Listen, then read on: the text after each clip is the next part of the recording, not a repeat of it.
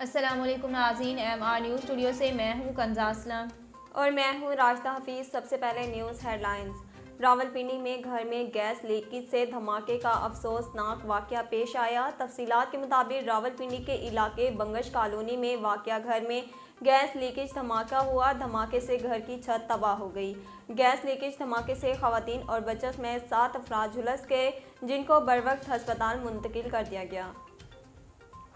وزیر اعلیٰ سندھ سید مراد علی شاہ کی میزبانی میں چھٹی صوبائی رابطہ کمیٹی کا اجلاس ہوا۔ تفصیلات کے مطابق اجلاس میں گجر اور اورنگی نالوں کی صفائی پر بات چیت کی گئی اور KMC کے 25 نالوں کی بحالی پر بھی بریفنگ دی گئی۔ ترجمان وزیر اعلیٰ سندھ کے مطابق فور منصوبے سالڈ ویسٹ مینجمنٹ اور کچرے سے بجلی کی پیداوار، ریڈ لائن، ایکسپریس وے اور دیگر منصوبوں پر بھی اجلاس میں تبادلہ خیال کیا گیا۔ Federal investigation agency corporate crime circle نے کراچی میں کارروائی کی۔ FIA کارپوریٹ کرائم سرکل نے کارروائی کے دوران آن لائن بزنس کے نام پر لوگوں سے فراڈ کرنے والے 2 مفرور ملزمان کو گرفتار کر لیا۔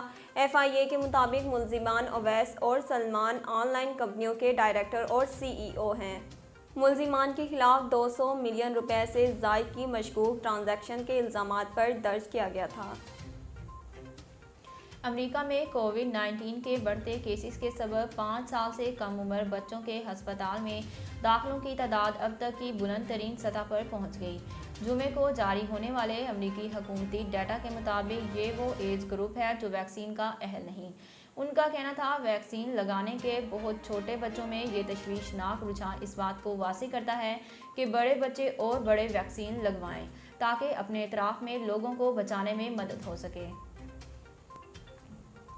نیوزی لینڈ نے بنگلہ دیش کے خلاف دوسرے ٹیسٹ کے پہلے دن ایک وکٹ کے نقصان پر 349 رنز بنائے۔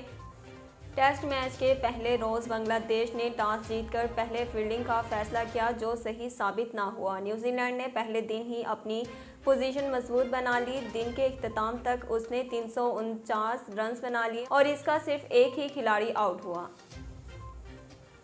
ناظرین، اب تک کے لیے اتنا ہی۔ مزید خبروں اور اپڈیٹ کے لیے ہمارے چینل کو سبسکرائب کیجیے اور ہمارے فیس بک پیج کو فالو کیجیے۔ اسی کے ساتھ اپنی میزبان کنزا اسلم اور راشدہ حفیظ کو دیجیے اجازت۔ اللہ نگہبان۔